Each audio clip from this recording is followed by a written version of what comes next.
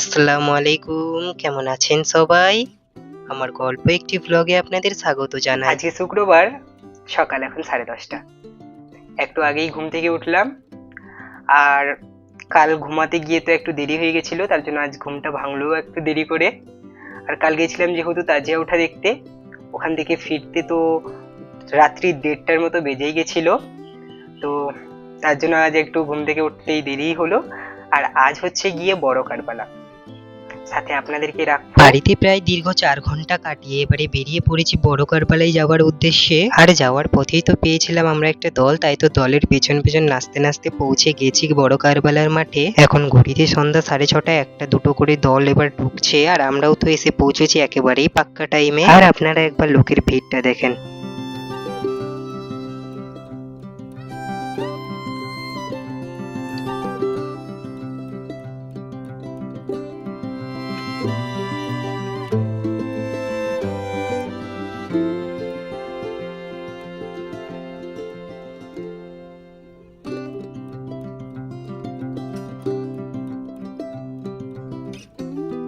আর আমরা তো ঠিক করেছি আমরা এই ভিড়ের মধ্যে দাঁড়াবো না, তাই তো আমরা এই ভিড় ঠেলে এগিয়ে যাচ্ছি পীরের মাজারের দিকে। ওই জায়গাটায় একটু ঢালের মতো করা আছে, ওখানে যদি দাঁড়াই তাহলে নিজেও ভালো দেখতে পাবো আর আপনাদের সাথেও ভালো করে শেয়ার করতে পারবো।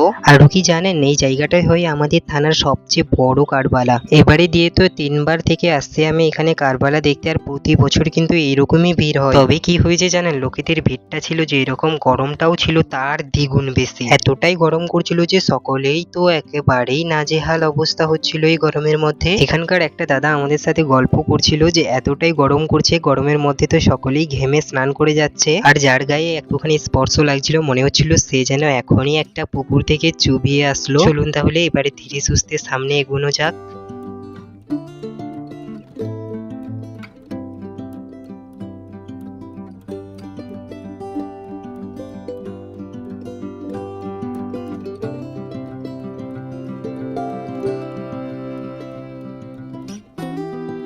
এবারে তো চলে এসছি আমরা মাজারের সামনে, তবে এখানে তো দাঁড়িয়ে ছিল বহু লোক, আর এখান থেকে একবার আপনাদেরকে ক্যামেরাটা ঘুরিয়ে দেখাই, দাঁড়ান।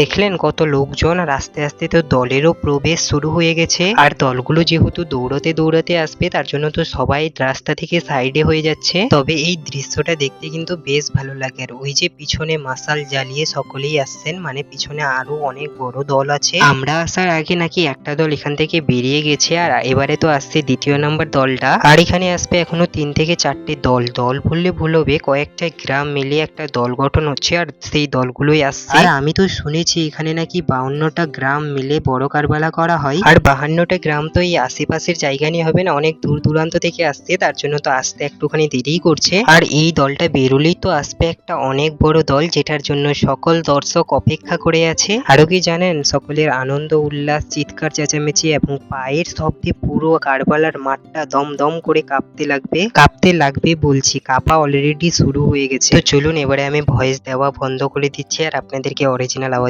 শোনাচ্ছি।